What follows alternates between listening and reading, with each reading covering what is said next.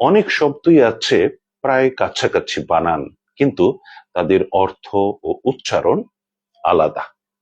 এমন দুটি শব্দের কথা আমি আজকে বলছি, আপনারা ভালো রকম লক্ষ্য করুন। একটি শব্দ হচ্ছে বিস্ফারিত। এর অর্থ হচ্ছে বিকশিত, বিস্তারিত কিংবা কম্পন। যেমন, তিনি আমার দিকে বিস্ফারিত নেত্রে তাকিয়ে রইলেন।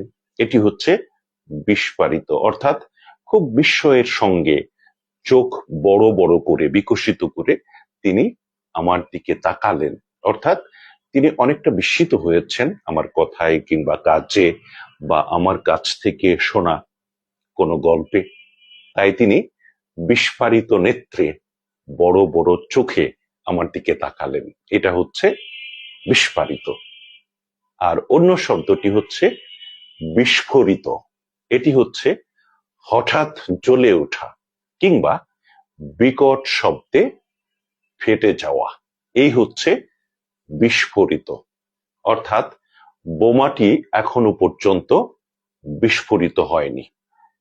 বোমাটি এখনো বিস্ফোরিত হয়নি, অর্থাৎ ফেটে যায়নি কিংবা হঠাৎ করে বিস্ফোরণ ঘটেনি। দুটি কিন্তু আলাদা, সম্পূর্ণ আলাদা।